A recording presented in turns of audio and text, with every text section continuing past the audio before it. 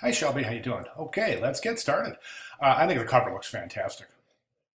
Very, very sharp indeed.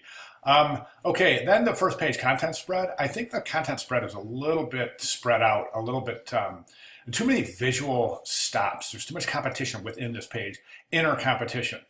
You've got this big pattern right here, and so far we haven't seen this pattern anywhere. So to me, I would say it doesn't make sense to introduce this pattern now.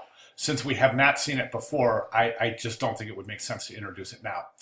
Also, you've got three elements competing for hierarchy on this page. You got this big shape right here, you got this big shape with the numbers, and then you have this big shape right here with the logo. What I would do with this page is this. I would say I would get rid of this big pattern right here. I would just say contents. I would put the rings right there. And then I would assemble this like a traditional contents page where you have accommodations and then over across page 6. Transportation over across page 7. It'll eliminate a lot of confusion. Specifically, people would, the viewer would be looking at this saying, okay, I think the first and main thing is that the viewer subconsciously doesn't know, do I go this way across or do I go this way down? And that creates an immediate visual tension because you've got this array of numbers that's set in a sort of matrix where you're immediately confronting your viewer with a decision to make. And it's not a natural way to flow into the composition. Hope that makes sense. Okay, page 1. This page right here is very, very strong. The left side of the page, the left side of the spread. The right side of the spread, I think, is a little bit weak, and let me tell you why.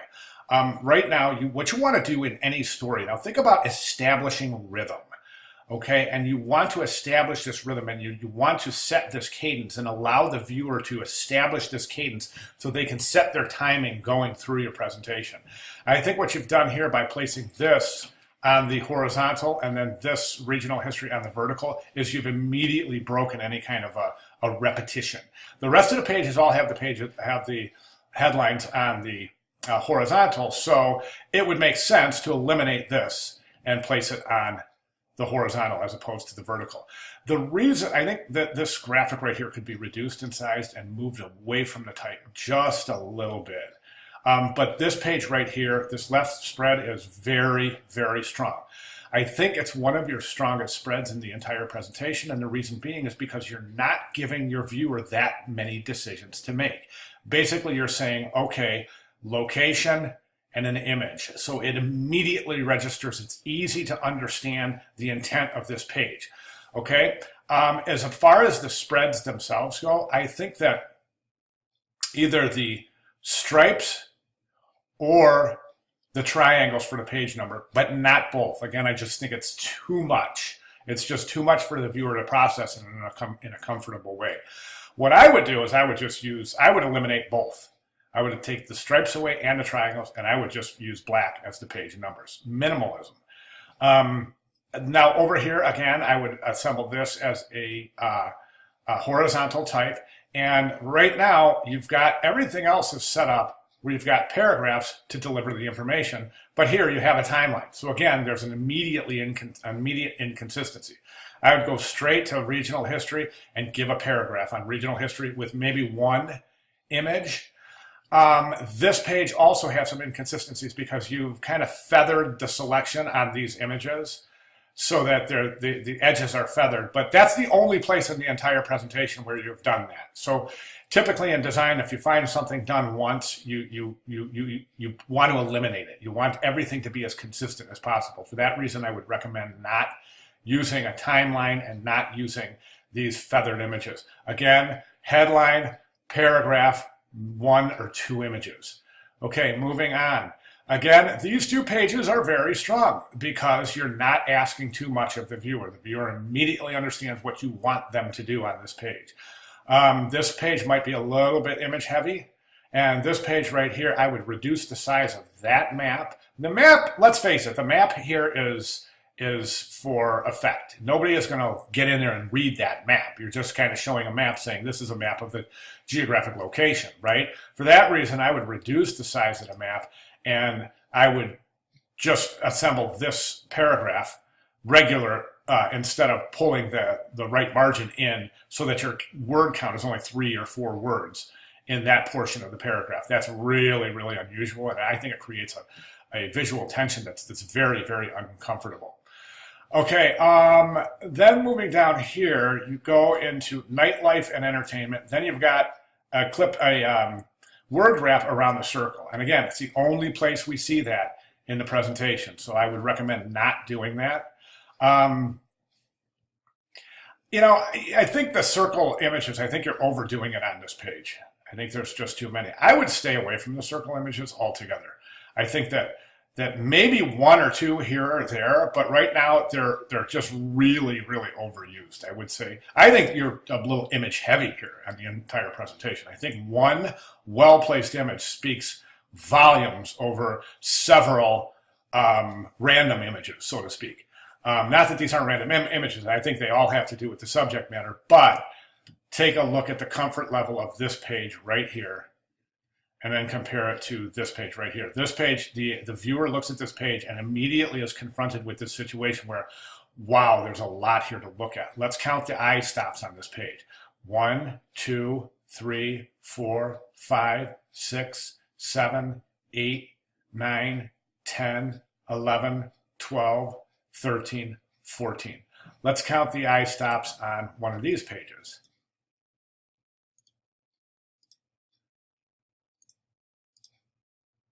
1, 2, 3. 1, 2. 1, 2, 3. These are groups, so this could be considered one eye stop. See these pages? 1, 2, 3, 4. See these pages? 1 visual stop, 1 visual stop. They've got very few visual stops, so the pages don't appear cluttered. I think one of the things that's happening in your pages is that you're tending to want to fill white space with images and elements. So that's creating this kind of cluttered look. Remember, one well-placed image, for example, this page right here, headline, informational paragraph, 1 image, maybe 2 images. And follow the grid. I don't know if you went to look at the announcements area, but up in the announcements area, I created this video. And I sent it to you guys too. It's how to design using a grid. It's right here. I'd like you to take a look at this. Right here. How to set up a grid for your final presentation. And using the grid is really, really going to bring this presentation to a comfortable level. Okay, moving on. Again, this is a very, very comfortable page right here. Visual stops, 1, 2. Okay, again, this is another visual comfortable page as well. This, not so much, because you've got, there's a lot going on.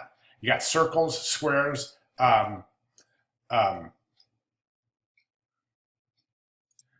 circles, squares, then you've got captions. So, and this is the only page where you've used captions. So again, it's an inconsistency. If you're not using them on the other pages, don't just use them on one page. Okay, this page right here, there's an inconsistency on this page because all of your other pages have headline and then a paragraph of information. This doesn't. It just has headline and then images. So what I would do here is I would take most of these images away. Grid looks pretty good 3-column grid on this page, but what I would do is art and architecture, give us a paragraph of text, this image here, that's it. Or depending on how big the paragraph of text is, this image here and this image here. But get rid of the other 2 images to create some white space, allow the viewer to be able to breathe within the composition. These images are so similar, it's almost like you're repeating the same image. There's no reason to repeat these if they're almost identical. So I would say definitely one of these would be removed from this page, and I think that would definitely clean up this page as well. I thought this was interesting. I did. I thought this was interesting. This Nagano highlight. So these highlight sections are interesting. I want to see how you handled those Nagano highlight. Okay, so yeah, those are I think that's an interesting way to go. So this is just an image page, but again, you've got a wonderful chance here to really speak volumes using one or two very powerful images, as opposed to, you know, composing these 6 or 7 or 9 images. This one's got two. This one's got 2, 4, 6, 8, 9 images. I think it's too many for the page. I think innovation, Nagano highlight innovation, maybe one image. And remember, one image bleeding the right way, it's going to be much more interesting than several smaller images. Think about that. These pages look great. I think these are fantastic. Your symbol pages where you explain the logos themselves. Really, really fantastic. But again, we see these bars at the side of the page kind of forcing everything in, not allowing the interior contents to have this relationship with infinity. They're being boxed in like they're in jail. That's why I think that having these bars on both sides of the page might be a mistake. Other than that, those pages are good. Again, this page here, event promotion posters, you could draw this out to 2 or 3 pages, because what I'd like to see you do is mock these up, just like you've mocked these up. A live setting is so much more interesting than showing the posters. So find some images where you can show these in a live setting, right? You know, like you've done here, mock them up like that. Tickets look great. I wouldn't do this. I mean, this is a partial ticket here. These tickets, I don't think they have enough information on them. I don't. I think that you need more information in terms of, you know, additional. They just look really sparse. They don't look like an actual event ticket. And remember, I suggested that you guys do a Google image search for Olympic event tickets. Try to get some ideas of the different things they put on tickets. So this almost looks like it's really, really super sparse. Plus, also the bottom of a ticket. Okay, you got the white area of the bottom of the ticket. What I usually do when I'm presenting white on a white background is just use a 1 pixel black stroke, which of course will interfere with that, so that'll have to get moved. But that'll show the size of the ticket on that white background.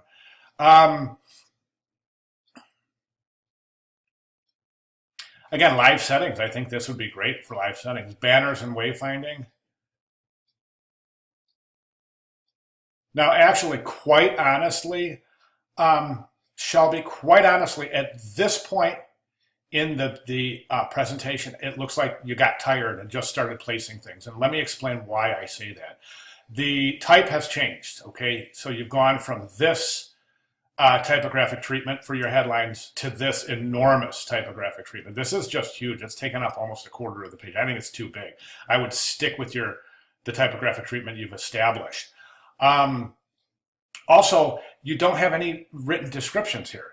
So event promotion posters describe what's going on here. Describe your inspiration behind the design of these images. Same thing with tickets and pictograms. Describe the pictograms. Describe the tickets. What is their relevance to the whole package? Okay, merchandise, same thing. Describe everything. Okay, and now we get to the reference pages, and you've got that big giant graphic again there. So again, I would reconsider that, and try to be as consistent as you possibly can with your typography. Okay, sorry, didn't mean to take 15 minutes. Wow, I was going there. Geez, sorry about that. But anyway, a lot to cover, and I really think that if you start to clean up these pages, start to use white space. White space is your friend. Start to use white space, and I think you'll see this relationship build with the viewer that you just can't establish with pages where you've got graphics that are really shoved to all the corners of the page. Okay, you know, see, there's just not a whole lot of white space being used here. You've got graphics all the way to the corners and including on the edges of the pages. All right, so if you have any questions, comments, or concerns, or if I can clarify anything, please let me know. Thank you.